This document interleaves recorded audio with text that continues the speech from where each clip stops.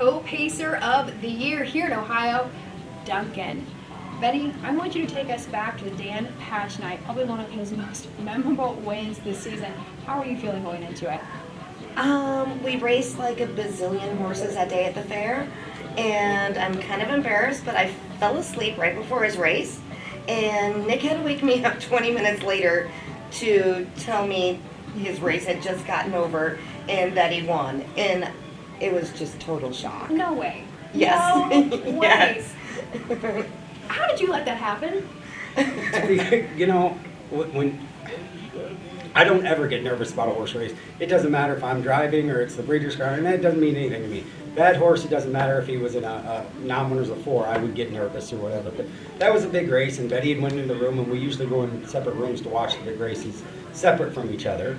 And I didn't think anything about it, and halfway down the stretch, I thought to myself, Dunkin's going backwards. It was the first time in his entire career that I watched Dunkin go backwards. And I had already told the driver he was going to win if he drives him exactly like this and this and that. And I had so much faith, so to watch Dunkaroos go backwards, it just broke my heart. And then 8 seconds later, he won. And when I went in the bedroom, and Betty was out cold. I mean, she was sleeping. I said, Betty, he won. And she rolled over, and she hadn't woke up yet. And she goes, it's Dunkin, Nick. Of course he won. And she rolled over this way, and then the subconscious shut off. And she's like, oh my God, he really did win. And it was just, what Dunkin's done for my family, unbelievable.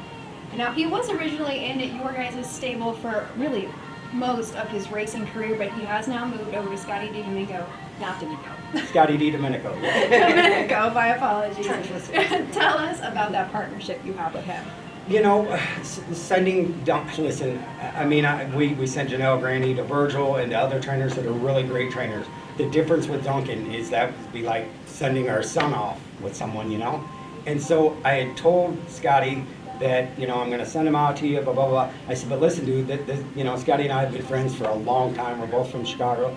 I said, this one's different. Like, this is Betty's horse. Like, no, and he totally got it from day one and sent Betty pictures and you know, did all that. So the opportunity for Scotty to train Dunkin, it just worked out really good because he totally understands how much Dunkin means to us. And forget about the fact how great Scotty is, you know what I mean? So. Absolutely. And so this is your first Ohio Divisional honor. Betty, what does it mean to you? I can't describe it. This is my guy. And we won't make you talk more than that. Congratulations. He's a heck of a horse. We look forward to him in 2025.